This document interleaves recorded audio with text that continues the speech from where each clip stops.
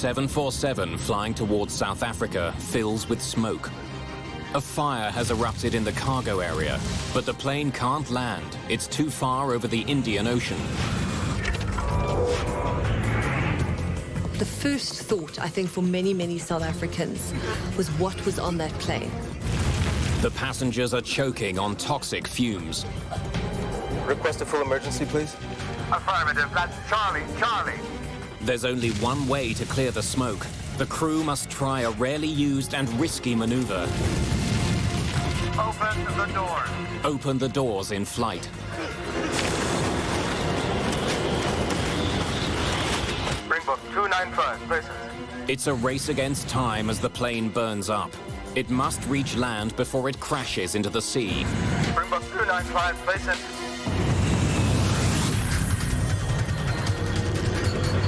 Mayday, Mayday.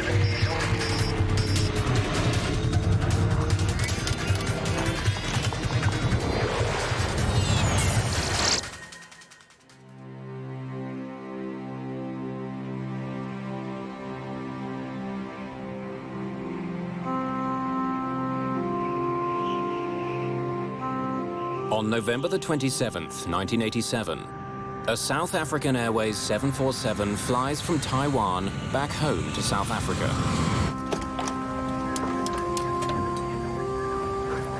Everything good? Fine, Captain. Ready to take over? Yes, thanks. 9 hours into their flight over the Indian Ocean, the main crew returns to their seats, allowing the relief crew to rest. The crew prepares for a scheduled stop on the island of Mauritius.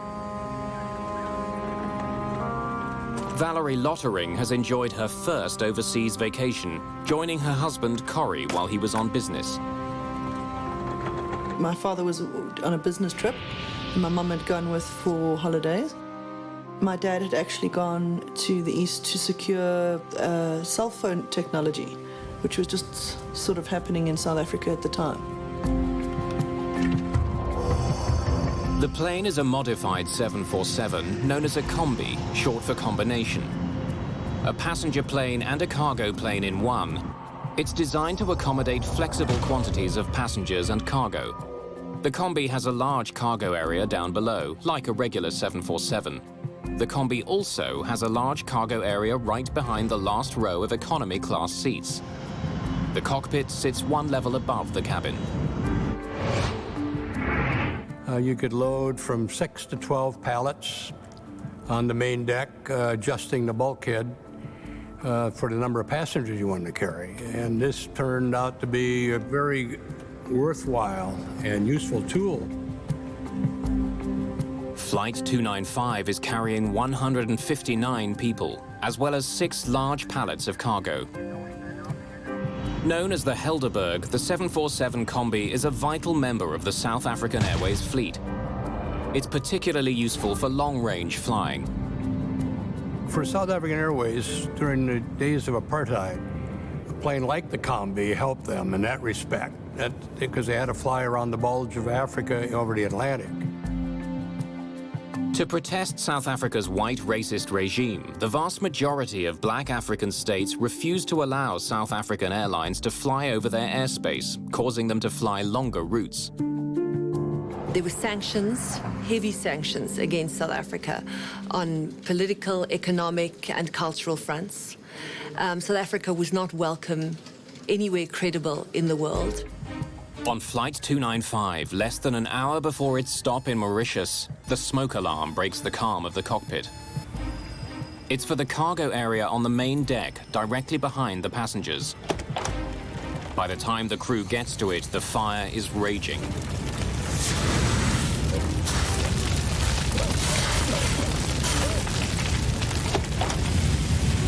It's bad. Shall I get another bottle over there? Yeah, hurry. Read out the fire checklist for us, please. In fire emergencies, the crew follows a standard checklist to extinguish the fire. The breaker popped as well, huh? We'll check the breaker panel as well. The fire is burning through the plane's wiring, causing short circuits. Move as far forward as you can. But there's a more immediate problem. Passengers are having trouble breathing. Duct isolation valve switches, open. Pack valve switches, all open. Recirculating fan switches, off.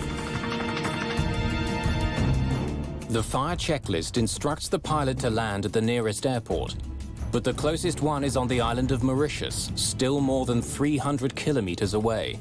There's not a lot Captain Ace can do. He asks a member of his flight crew to help fight the cargo fire.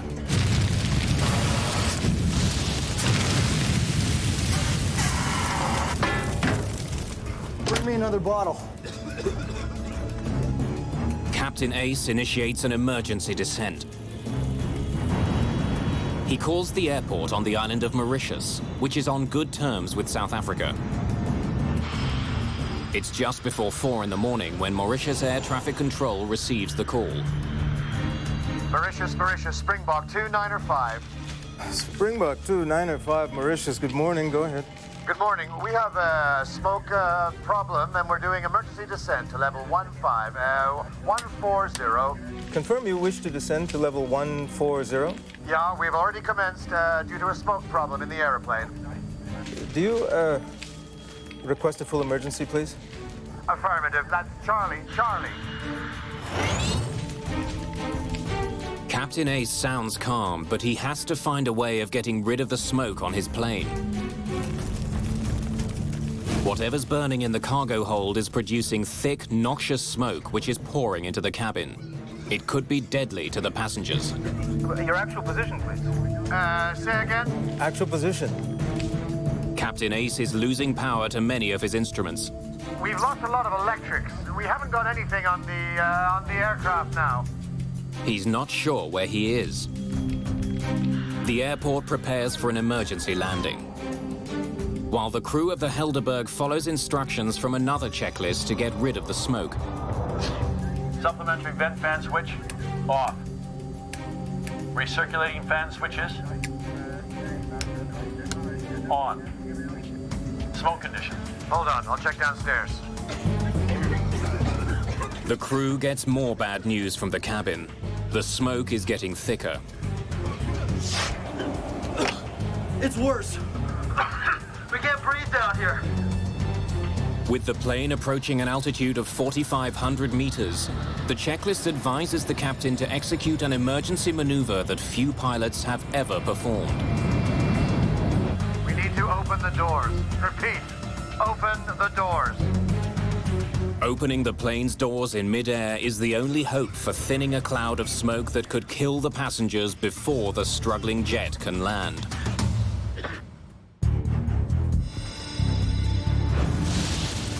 As the cabin of South African Airways Flight 295 fills with smoke, there's only one way to save the passengers from the lethal fumes. Out of flight level 150 for 140. 150 for 140. 150. The captain begins his emergency descent to 4,500 meters so the doors can be opened. At 4,500 meters, passengers can breathe the outside air. At that altitude, the difference in pressure between the air inside and outside the cabin is enough to force the cabin air out quickly, but not dangerously. Now the captain must dramatically reduce his airspeed to 370 kilometers an hour, 200 knots. Any faster and the crew won't be able to open the doors. This is Captain Oy speaking. We're opening 2 of the entry doors to clear smoke from the cabin. Do not panic. You will be much more comfortable once we complete this procedure. You just crack the door, and this generates a tremendous amount of airflow through the airplane.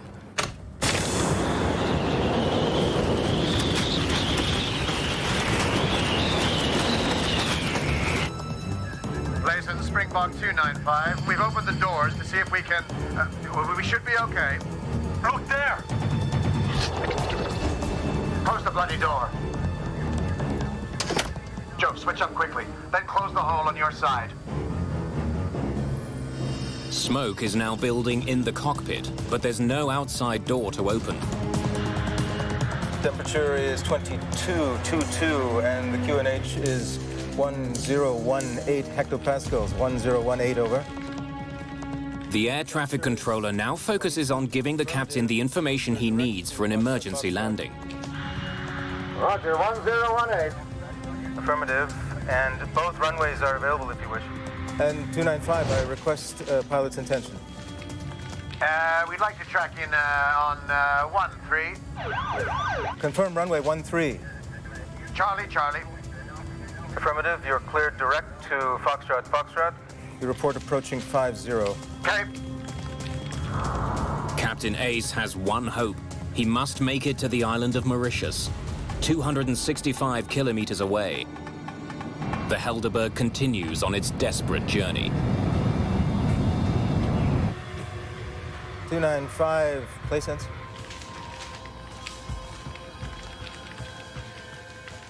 But at 4:08 in the morning, a call by the air traffic controller is not returned.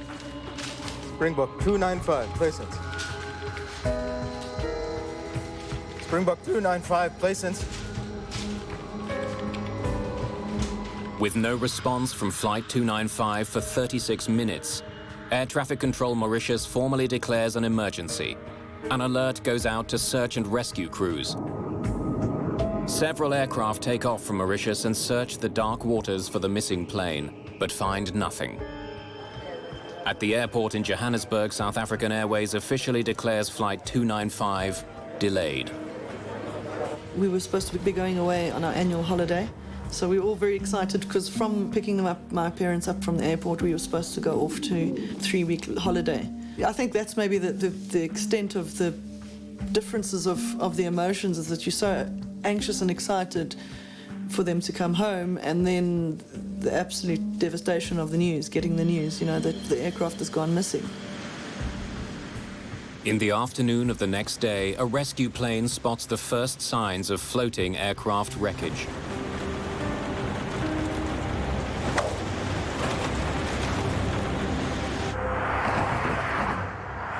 Rennie van Zyl, the head of South Africa's Aviation Safety Board, is assigned to the Helderberg case.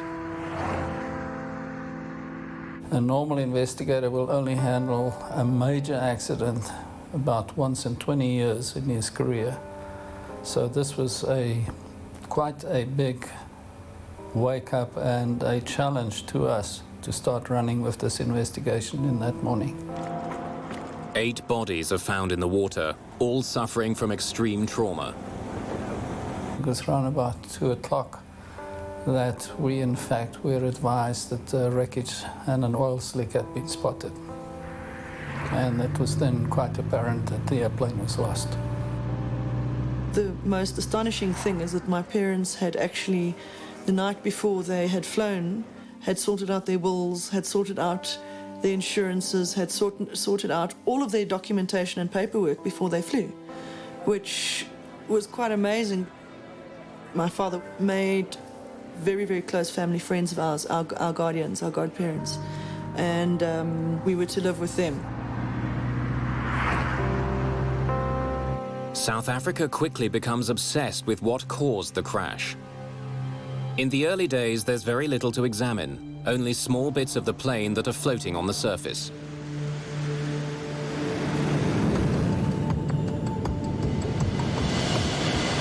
Contained within that debris, Rennie van Zyl's team discovers 3 wristwatches. The watches give them a probable time of impact. These wristwatches were in fact part of the baggage, and when examined we were able to find that the one had stopped and 2 others were still running, and the 2 running ones were the exact Taiwanese time, but the stopped one did give us the minute indication of what we could establish as the impact time of the airplane. The impact time is only 3 minutes after the last communication with the plane. The Helderberg's demise was sudden and dramatic. In the press and in public opinion, it reinforces the idea that something sinister brought the plane down. In the years leading up to the crash, South African Airways offices around the world had been the target of protests. The South African Airways airline at that particular time was a government body. It was owned by the government. It was the national carrier, but it was also very much perceived to be part of the South African government. So another aspect of this plane crash and another theory that was put around was that there could have been a bomb in the cargo, that in fact we were a target. South Africa, or this SAA plane, was a target of terrorists who had the worst interests of this country at heart.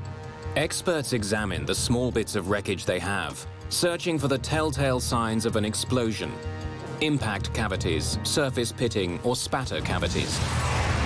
Spatter cavities are caused by the white-hot fragments from a high-explosive device striking and melting the light alloys of the aircraft structure. But experts spot no sign of an explosion. And when air traffic control tapes are studied, Van Zyl hears that the crew appeared to be coping with the emergency. Layson, Springbok 295, we've opened the doors to see if we can... we should be okay. We've had rumors of atomic bombs, for example, in the airplane. That won't cause the airplane to burn. It will take out the airplane. We did not have that same experience here. This airplane flew for 22 minutes. It's out of the ordinary circumstances. This was not an explosion that took out the airplane. With just small pieces of the plane to study, investigators are stumped. They don't know what caused the fire or what role it played in the destruction of the plane. The obvious thing to do was to go and try and retrieve the cockpit voice recorder, the flight data recorder, and as much wreckage as we can from the aircraft to establish what really had happened. The problem is, Van Zyl doesn't even know where to find the underwater wreckage. It could be far from the floating debris. No one is sure exactly where the plane crashed. He turns to the United States looking for help. An American salvage company is hired to find the wreckage and black boxes, but time is running out. The boxes have built-in locating devices called pingers, which run on batteries and will eventually run down. A driving factor was that the pinger on the data and voice recorders was transmitting, and it only had a 30-day guaranteed shelf life. If we couldn't get out there in 30 days, the chances were that we wouldn't be able to detect it.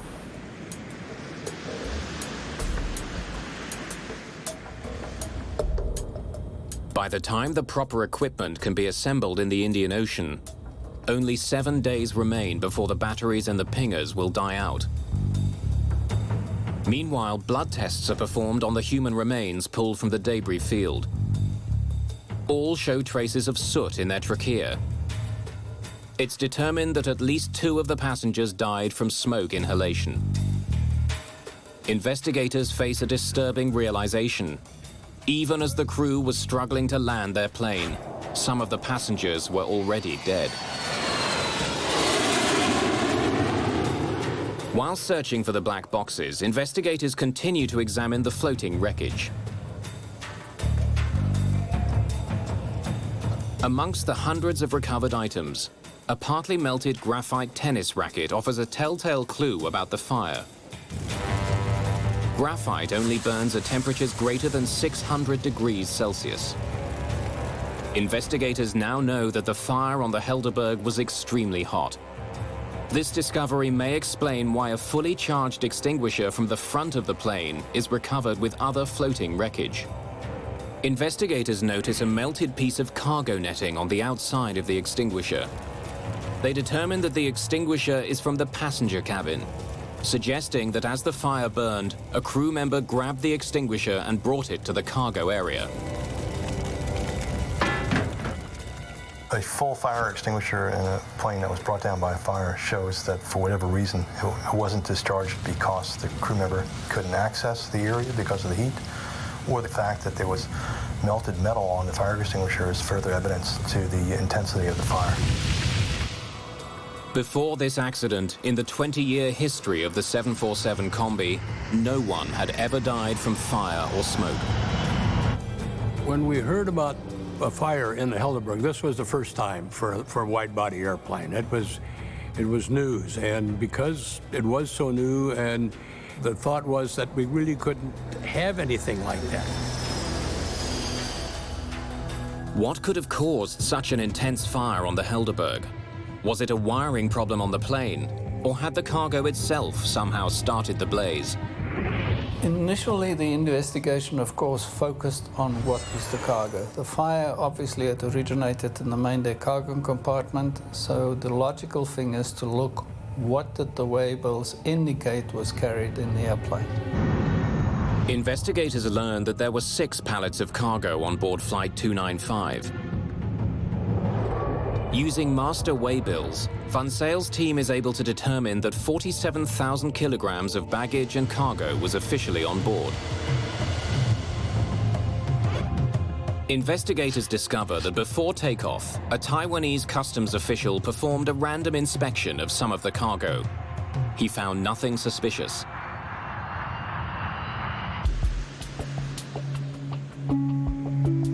More than ever, investigators need to find the rest of the plane and locate the Helderberg's black boxes.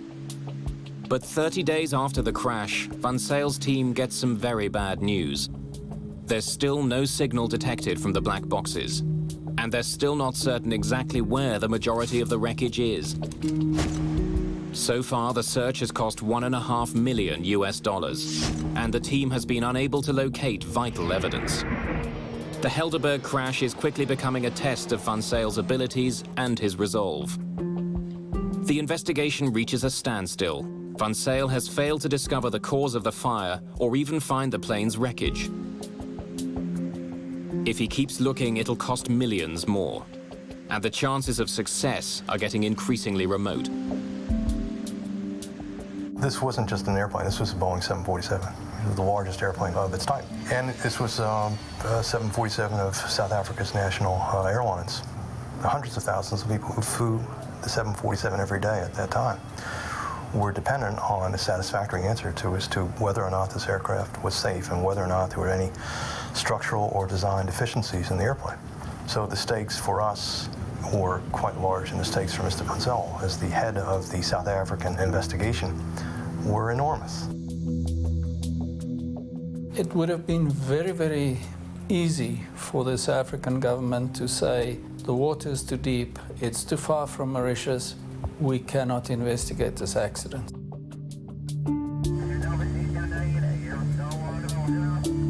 Well beneath the grey waves of the Indian Ocean, the wreckage of the Helderberg remains hidden.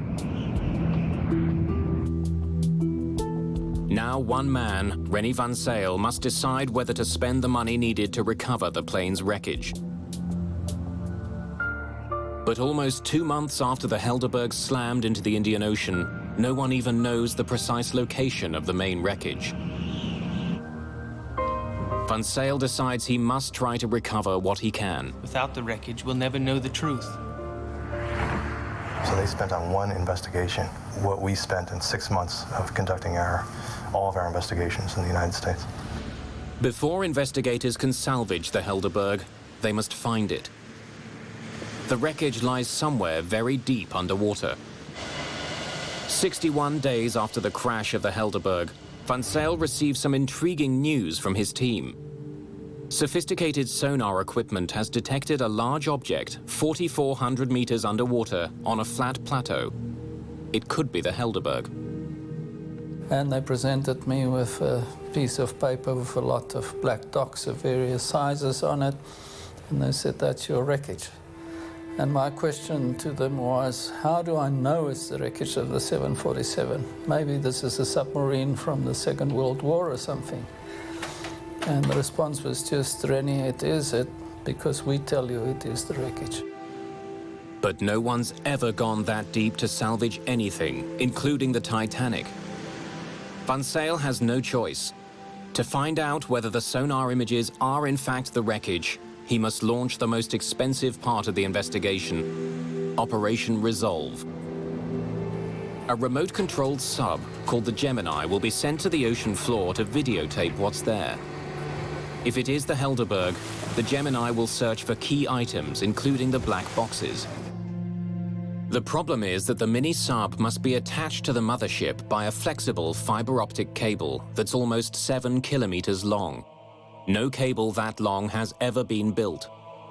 We needed a 20,000-foot cable.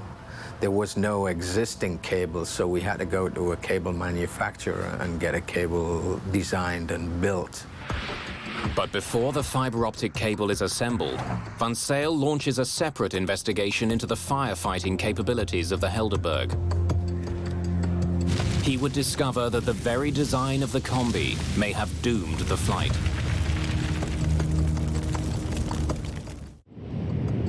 Investigators want to know whether the Combi was properly designed to protect the passengers on South African Airways Flight 295 from fire.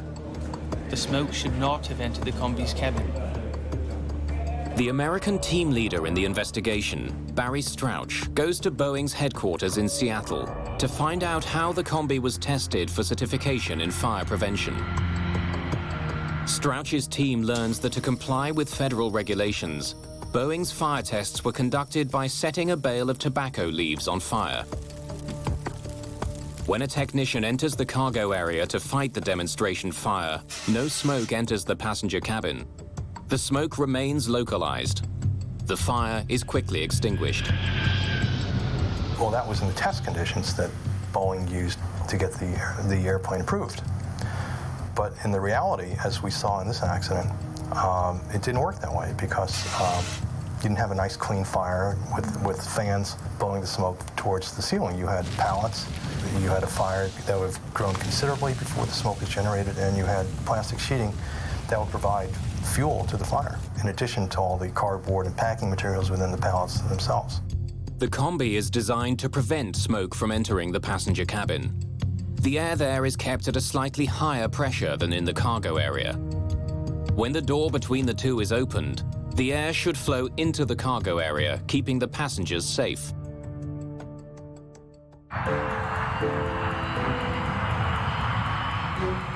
Investigators then conduct their own test.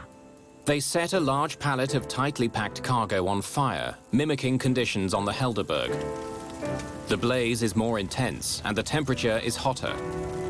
Investigators discover that this much hotter flame has a radical impact on the air in the cargo hold. When the cargo door is opened, the smoke now flows into the passenger cabin. Boeing tests used tobacco leaves in batches of tobacco. In the fire in the Helderberg, it was a very, very different fire than the kind of smoke-generating fire that Boeing used in their tests. Heat would have been generated within the cargo compartment that would have created its own pressure and would have negated the pressure differential between the cargo compartment and the passenger compartment. But without the pressure differential, there would be nothing to restrain the smoke and keep it on the cargo side. And therefore, the smoke would have penetrated into the passenger side, smoke that contained, as we know, carbon monoxide and carbon dioxide. Then investigators discover something potentially more lethal. As the passenger cabin filled with smoke, a checklist instructed the crew to turn on the cabin's recirculating fans. The intention of the checklist is to dissipate the smoke in the passenger cabin after the fire has been extinguished. Recirculating fan switches. On. But in this case, turning the fans on may have been deadly. Fans draw air from above the cabin's ceiling and from the cargo compartment before recirculating it back to the passengers. The carbon monoxide levels were extremely high and were fatally high. In fact, the one body, and we have to stress again, he was allocated the seat really below the recirc fan inlet area. That was the highest level. I think we're talking around about 66%. That is not a survivable level at all. By following their checklist, the crew may have fed toxic gas into the passenger cabin. And it might very well have been that most of your passengers were asphyxiated before impact. No checklist for a 747 Combi had ever foreseen the Helderberg's simultaneous problems, a cargo fire problem and a cabin smoke problem. The smoke removal checklist is predicated on the assumption that the fire has been extinguished. In that event, descending to 14,000 feet and opening the cabin door would be the appropriate thing to do. It would get the smoke out of the airplane and enable people to breathe regular air. If the fire hasn't been extinguished, that would have the function of actually increasing the airflow to the fire and increasing the supply of oxygen to the fire. We think that's what happened in this case, that the fire had never been extinguished. And in fact, the crew's attempts to make the situation better may have in fact made the situation worse. Investigators begin to realize that fighting a fire in the Combi's cargo area is much more difficult than previously thought. If there was a fire in one of these pallets, it was quite likely that by the time the crew was alerted to the fire, it would be too late. Then the cabin instantly filled up with smoke. But Van Zyl still doesn't know what caused such a fierce fire. How had the blaze started? And how had it brought the plane down? The answers are still deep under the ocean. It takes months to build the fiber optic cable that's long enough for the Gemini to reach the bottom of the sea and to modify the submarine for this mission. We had to take the ROV, existing ROV that we had, which was designed for 6,000 feet, and we had to modify it so it would go to 20,000 feet. Roy Truman's team had to give the sub thicker walls to withstand the enormous pressure it would encounter and modify its cameras for the extreme depth. On September the 23rd, 1988, the Gemini begins its record-breaking journey. We were hesitant to say that everything would work because we didn't even have time to do sea trials on this, all of this new equipment. The cable allows technicians at the surface to manipulate the Gemini at 4,400 meters. It also carries video signals from that remarkable depth. It's the first time that video images have been recorded from this deep in the Indian Ocean. Marine biologists are fascinated by the discovery of unique new species. Some of the stuff that we saw on the seabed was pretty mind-blowing. Then, 1 year to the day after it disappeared, the Helderberg is found. From a depth of 4,400 meters, the submarine sends back images that could only be the wreckage of South African Airways Flight 295. There would be lots of luggage just strewn all over the seabed. Massive structures, the wings, tail, huge parts of the cabin split open, and you could see all of the ribs and the wiring, the hydraulic piping. I mean, it was incredible just to see everything that went into a machine spread over an area of about 5-6 square miles. It was incredible. Van Zyl's expensive gamble is beginning to pay off. Descending to the Helderberg's wreckage is a triumph for him and his team. But just finding the debris isn't nearly enough. A year after the accident, Van Zyl is still hoping for the improbable, the recovery of the cockpit voice recorder. One of the major aspects we aimed at in Operation Resolve was the recovery of the CVR.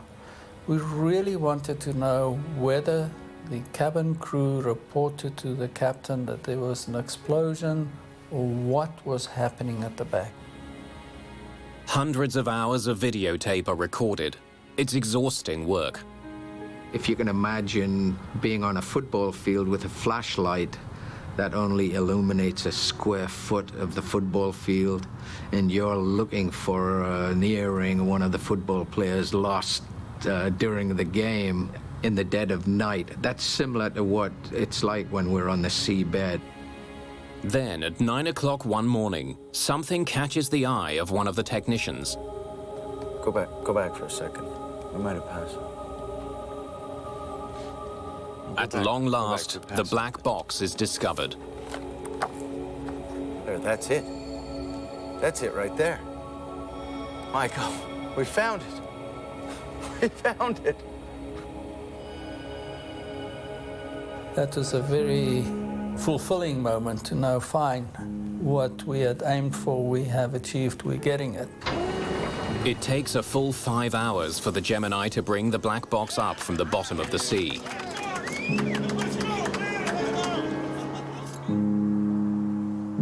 The South African media turns the discovery into front-page news. It's now 1989, and the apartheid government is still running the country with an iron fist. Van Zyl makes an unusual decision. He takes the sealed black box to Washington and opens it there. Because otherwise I would have been accused of having covered up something or left something out or whatever. And we, the FAA and the NTSB guys, all listened to this tape at the same time for the first time. Tension in the room is high. The cockpit voice recorder should be a tape of the last 30 minutes of the flight, as the crew fought the fire. But the tape turns out to be a major frustration. After a year on the bottom of the ocean, it's difficult to understand anything.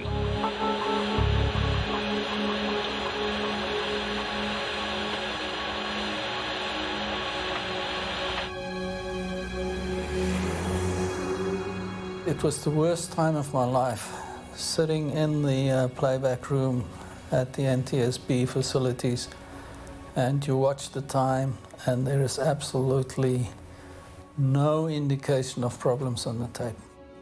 And I'm watching the clock. At about 25 minutes, I was really getting very, very anxious.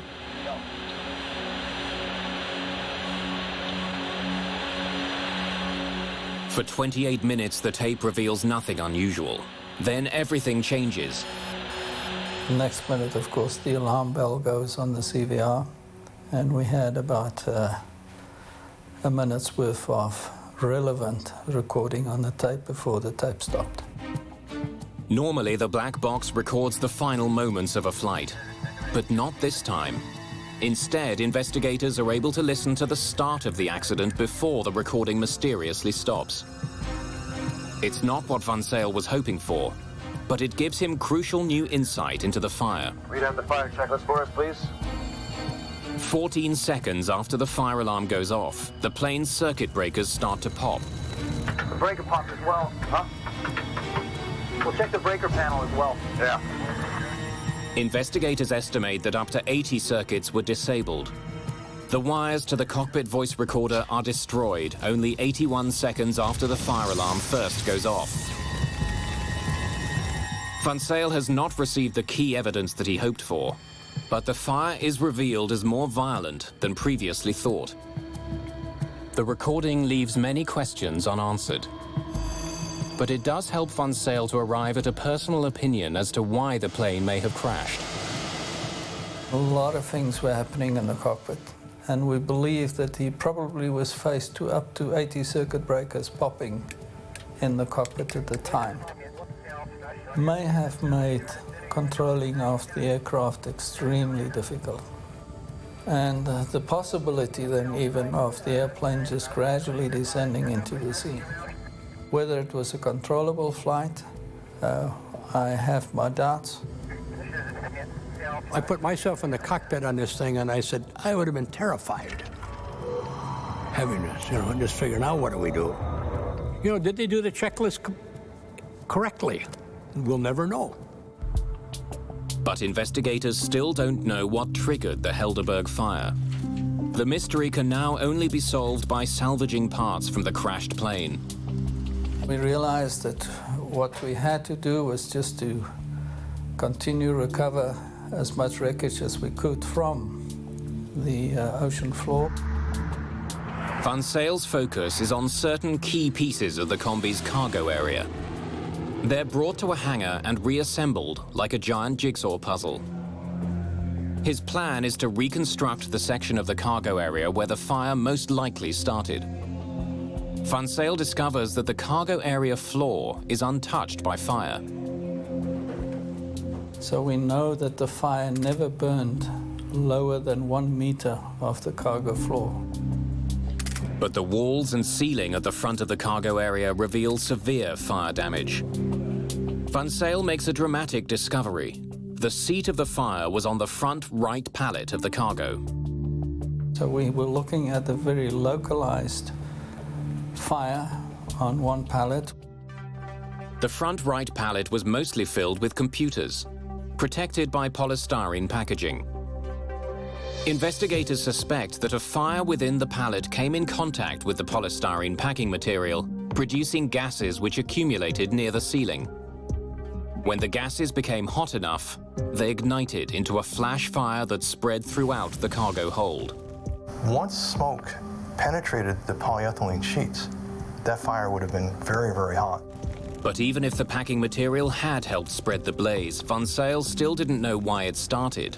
After millions of dollars and more than a year and a half of work, he has to end his investigation. I would have felt a lot better if we had been in a better position to give more factual information to the board to consider. But that was not to be. And we were not going to fabricate.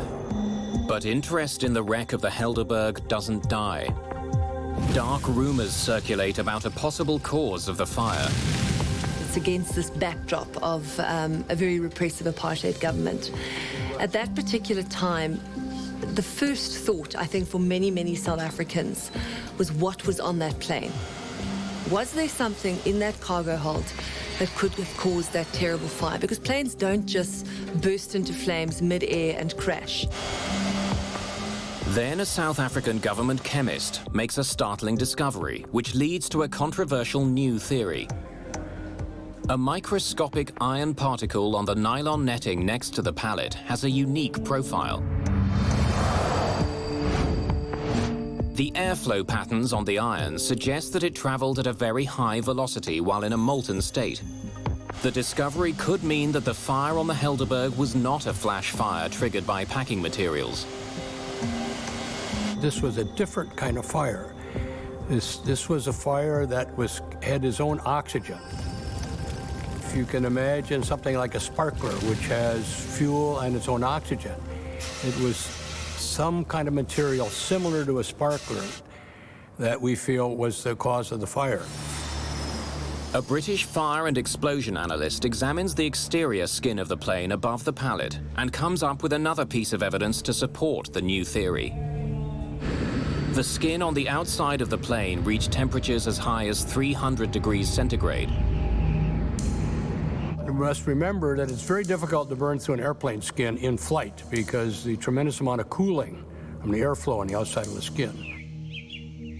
Dr. David Klatzo is one of numerous experts who question what caused the fire. It would have involved substances which normally would not have been carried aboard an aircraft, particularly a passenger aircraft. In other words, it could not have been a normal packing material, wood, cardboard, plastic fire. You don't carry the things of that nature which carry their own oxygen, which can produce an accelerated fire, for a number of reasons, one of which they are generally unstable. The second reason is that normal fire extinguishing methods will not put them out. What could start such a fire? The only dangerous goods listed on the cargo manifest are computer batteries. Some believe the Helderberg must have been carrying cargo that wasn't listed. At the time, South Africa was under an international arms embargo. The country was also fighting a war with Angola. South Africa didn't have capacity to do everything itself, and there were times when it had to buy from other countries. SAA was seen as a surrogate cargo carrier, that they could somehow, through its commercial airline use, also bring in substances for the South African government, undercover, under protection, no questions asked. It was not that easy for them to fly a quasi-military airline into different countries and pick up military contraband, which you must remember we were laboring under an arms embargo at the time. The media fuels the flames of suspicion that the government was using passenger jets to secretly import weapons. Armscor is the corporation responsible for supplying the South African forces with munitions. At the time, there was a need to produce a better rocket system, a more efficient rocket system for dealing with the air menace in Angola. And the rocketry systems which are used for those purposes have as their propellant, a major component of the propellant is ammonium perchlorate. And that is what I believe was being carried aboard the Helderberg. But it is not the sort of compound you want on an aircraft when you are flying on that aircraft, because it is unstable, it is susceptible to self-ignition by any kind of vibration and violent movement. The official investigation into the crash does not come to the conclusion that the Helderberg was carrying illegal arms. But the rumors won't go away. And more than 10 years after the crash, the dark theories force a very different South African government to take another look.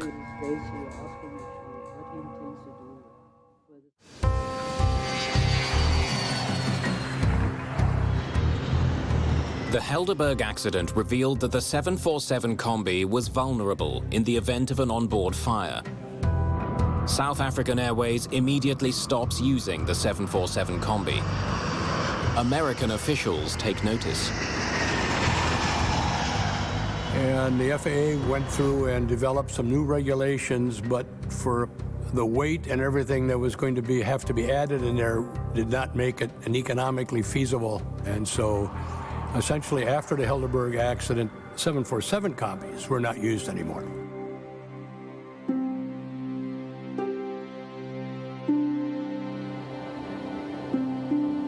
There are tributes and memorials to the 159 victims. But closure does not come easily for the families. I need an answer for why I was orphaned at 14.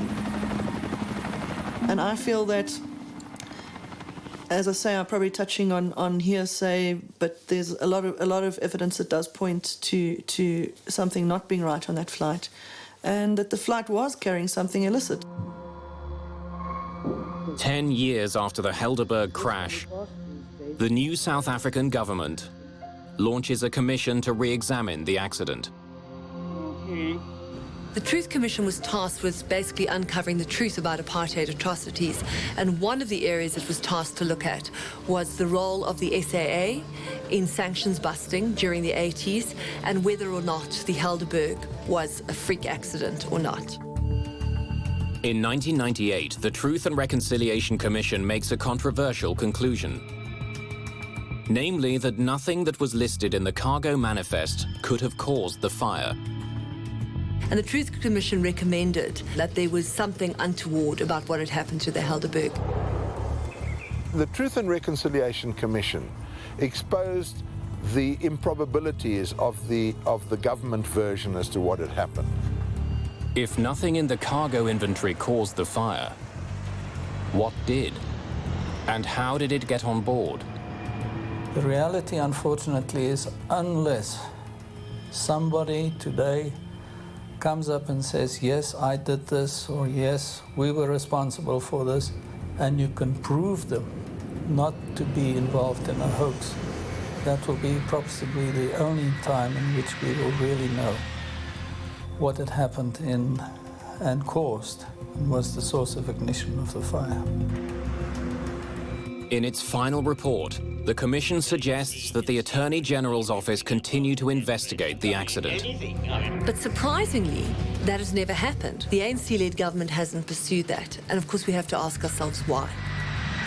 And I think that the answer lies in what many people believe, is that it's just going to be too costly. They don't want to open it for the simple reason that it will be financially disastrous for the airline. Rennie van Zyl devoted years of his life to solving the mystery of the Helderberg. His inability to definitely prove the cause for the fire does not stop him from seeing the benefit of his investigation. I believe that we as a team had done the best that we could under extreme challenging conditions and circumstances. What we had done had never been done before. It was pioneering work. The frustration is we could not establish the source of ignition, and we will probably never know. I believe that those people are still out there that know exactly what happened to that aircraft. I know that their thought processes at the time were our country was at war and they were doing their duty for their country, But I just feel that they should have a heart for the families and bring out that information.